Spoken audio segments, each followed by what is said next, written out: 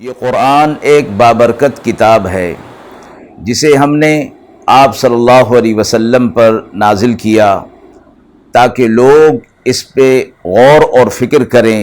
اور تاکہ اہل فہم اس سے نصیحت حاصل کریں۔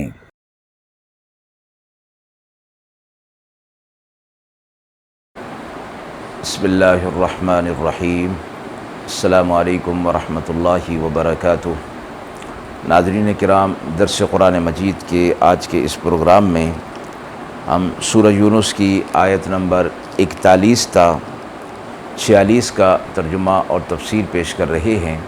اور آخر میں پوچھے گئے سوال کا جواب ہوگا۔ اعوذ باللہ من الشیطان الرجیم، بسم اللہ الرحمن الرحیم۔ وَإِن كَذَّبُوكَ فَقُل لِّي عَمَلِي وَلَكُمْ عَمَلُكُمْ أَنتُم بَرِيئُونَ مِمَّا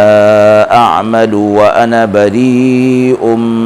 مِّمَّا تَعْمَلُونَ وَمِنْهُم مَّن يَسْتَمِعُونَ إِلَيْكَ أَفَأَنْتَ تُسْمِعُ الصُّمَّ وَلَوْ كَانُوا لَا يَعْقِلُونَ وَمِنْهُم مَّن يَنظُرُ إِلَيْكَ أَفَأَنْتَ تَهْدِي الْعُمْيَ وَلَوْ كَانُوا لَا يُبْصِرُونَ إِنَّ اللَّهَ لَا يَظْلِمُ النَّاسَ شَيْئًا وَلَكِنَّ النَّاسَ أَنفُسَهُمْ يَظْلِمُونَ وَيَوْمَ يَحْشُرُهُمْ كَأَن لَّمْ يَلْبَثُوا إِلَّا سَاعَةً مِّنَ النَّهَارِ يَتَعَارَفُونَ بَيْنَهُمْ قَدْ خَسِرَ الَّذِينَ كَذَّبُوا بِلِقَاءِ اللَّهِ وَمَا كَانُوا مُهْتَدِينَ وَإِمَّا نُرِيَنَّكَ بَعْضَ الَّذِي نَعِدُهُمْ أَوْ نَتَوَفَّيَنَّكَ فَإِلَيْنَا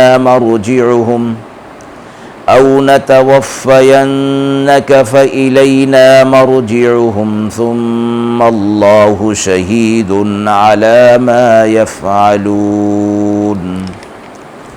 آیات مبارکہ کا ترجمہ ملاحظہ فرمائیں۔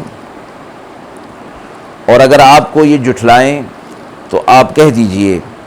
میرے لیے میرا کام اور تمہارے لیے تمہارا کام ہے، تم پر ذمہ نہیں میرے کام کا اور مجھ پر ذمہ نہیں جو کچھ تم کرتے ہو، اور بعض ان میں کان رکھتے ہیں آپ کی طرف، تو کیا آپ سنائیں گے بہروں کو اگرچہ یہ سمجھ نہ رکھتے ہوں، اور بعض ان میں نگاہ کرتے ہیں آپ کی طرف، تو کیا آپ راہ دکھائیں گے اندھوں کو اگرچہ وہ بصیرت نہ رکھتے ہوں۔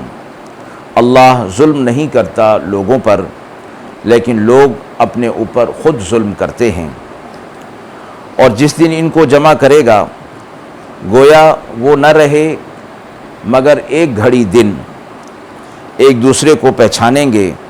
بے شک خسارے میں پڑے جنہوں نے جھٹلایا اللہ سے ملنے کو اور ہدایت پر نہ آئے۔ اور اگر ہم دکھا دیں آپ کو کوئی چیز ان وعدوں میں سے جو کیے ہیں ہم نے ان سے، یا وفات دیں آپ کو، تو ان کو ہماری طرف لوٹنا ہے، پھر اللہ گواہ ہے ان کاموں پر جو وہ کرتے ہیں۔ مذکور آیات کا تسلسل پچھلی آیات کے ساتھ ہے، جن میں آپ صلی اللہ علیہ وسلم کو جو مشرکین اور منکرین تکذیب کرتے تھے، اور اس سے آپ صلی اللہ علیہ وسلم دل میں تنگی محسوس فرمایا کرتے تھے، اللہ رب العزت کی طرف سے آپ صلی اللہ علیہ وسلم کو تسلی اور تشفی مختلف انداز میں دی جاتی رہی ہے۔ مذکور آیت میں سے پہلی آیت میں یہ فرمایا گیا کہ اگر یہ لوگ جھٹلانے سے، آپ کی تکذیب کرنے سے باز نہیں آتے ہیں تو آپ ان سے یہ کہہ دیجئے کہ تمہارا کام تمہارے ساتھ ہے اور میرا کام میرے ساتھ ہے، یعنی تم تکذیب کا کام جاری رکھو اور میں تبلیغ کا کام جاری رکھوں گا۔ پھر فرمایا کہ جو کچھ تم کر رہے ہو میرا اس کا کوئی ذمہ نہیں، اور مجھ پر بھی جو کچھ تم کر رہے ہو اس کا میں ذمہ دار نہیں ہوں۔ اگلی آیت میں فرمایا کہ آپ کے پاس کچھ لوگ آتے ہیں اور آپ کی طرف کان لگا کر دھیان لگا کر سنتے ہیں، گویا کہ وہ آپ کی بات کو سن رہے ہیں اور اس پر غور اور فکر کریں گے، لیکن اللہ فرما رہے ہیں آپ ایسوں کو سنا رہے ہیں جو بہرے ہیں اور سمجھ بھی نہیں رکھتے، تو ان کو سنانا فائدہ مند نہیں ہوگا۔ اسی طرح فرمایا کہ بعض آپ کی طرف آتے ہیں جو آپ کی طرف نگاہ کرتے ہیں، دیکھتے ہیں، لیکن آپ کیا ایسے لوگوں کو راہ دکھائیں گے جو اندھے ہیں اور بصیرت بھی نہیں رکھتے ہیں۔ مراد اس آیت میں یہ فرمایا گیا کہ کچھ لوگوں کا آپ کی طرف دھیان سے کان لگانا اور کچھ لوگوں کا آپ کی محفل میں دھیان سے آپ کی طرف نظر کرنا، یہ اللہ رب العزت ان کے حال سے واقف ہیں، اور آپ صلی اللہ علیہ وسلم کو اس بات پر تنبیہ فرمائی جا رہی ہے اور مطلع کیا جا رہا ہے کہ ان کا آپ کی طرف کان لگانا حق کو سننے کی نیت سے نہیں ہے، یہ محض آپ صلی اللہ علیہ وسلم کو دھوکہ دینے کے لیے اور لوگوں کو دھوکہ دینے کے لیے یہ عمل کر رہے ہیں۔ تو آپ انہیں نہیں سنا سکتے، ان کو سنانا بیکار ہے،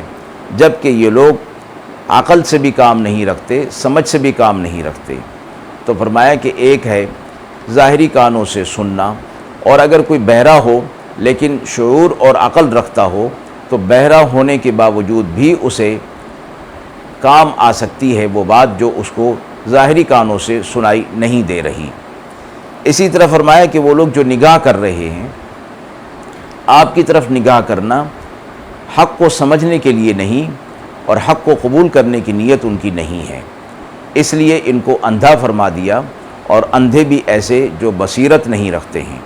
بعض اندھے ایسے ہیں کہ جو ظاہری آنکھوں سے تو نابینا ہیں اور اندھے ہیں، لیکن بصیرت رکھتے ہیں، تو باوجود ظاہری آنکھوں کے نابینا ہونے کے یہ بصیرت ان کے کام آ جاتی ہے اور وہ شعور اور ادراک کی منزل کو پہنچ جاتے ہیں۔ تو فرمایا کہ یہ ایسے لوگوں کو باوجود سننے کے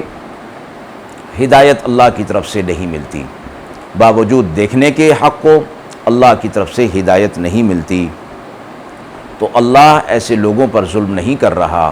بلکہ یہ لوگ اپنی جانوں پر خود ہی ظلم کر رہے ہیں، حق کو جھٹلا کر اور حق کا استہزاء کر کے، مذاق اڑا کر، اور ظاہراً اس کو قبول کرنے کا اظہار کرنا، لیکن پھر اس کو دل کے اندر قبول کرنے کا ارادہ نہ رکھنا۔ اگلی آیت میں فرمایا قیامت کے دن جب ایسے لوگوں کو جمع کیا جائے گا تو انہیں معلوم ہوگا کہ دنیا کے اندر وہ بس ایک گھڑی ہی گزار کر آئے ہیں۔ دنیا کی زندگی یا برزخ کی زندگی گزار کر جب میدان حشر میں پہنچیں گے، وہاں ایک دوسرے کو پہچانیں گے، لیکن اس دن کی ہیبت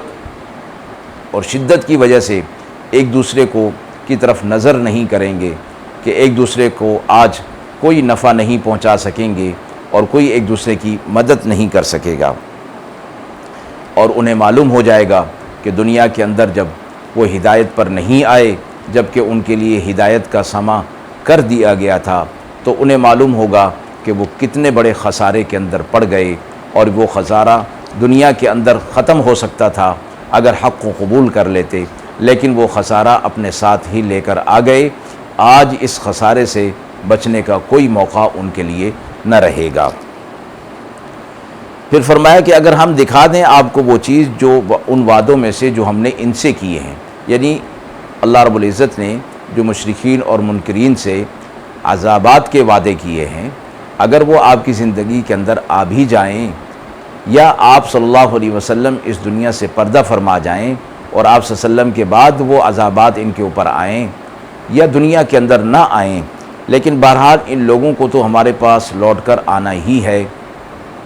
اور پھر اللہ تو ان کے اعمال پر گواہ ہے اور جانتا ہے کہ یہ کیسے اعمال کر رہے تھے، تو ان عذابات کا دنیا کے اندر آنا ضروری نہیں۔ اللہ رب العزت ان عذابات کو اپنی حکمت اور مصلحت کے تحت آخرت میں بھی ان پر واقع کر سکتا ہے، اور وہ ضرور کرے گا۔ آیت کے حوالے سے سوال پوچھا گیا ہے کہ مشرکین اور منکرین کو بہرا اور اندھا کن معنوں میں فرمایا گیا ہے؟ مذکورہ آیت میں سے 42 اور 43 آیت میں یہ فرمایا گیا کہ کچھ لوگ آپ کے پاس آئیں گے جو آپ کی طرف کان لگائیں گے، اور وہ ظاہری کان لگانا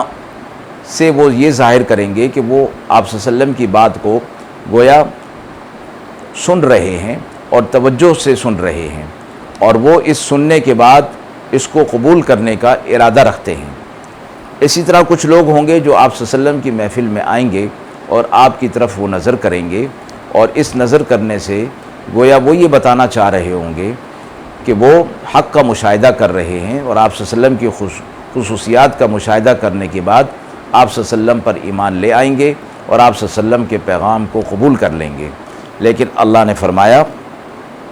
یہ لوگ جو آپ کی طرف دیکھ رہے ہیں یہ آپ کی بات کو سن نہیں رہے، دل کے کانوں سے نہیں سن رہے، دل کی آنکھوں سے نہیں دیکھ رہے، نہ سننا ان کا اس ارادے سے ہے کہ وہ حق کو قبول کریں، نہ دیکھنا ان کا اس ارادے سے ہے کہ وہ حق کو قبول کریں۔ لہٰذا ان کا سننا اور دیکھنا حق طلبی سے جب خالی ہے تو پھر یہ بہرے ہیں اور اندھے ہیں۔ اللہ کی طرف سے انہیں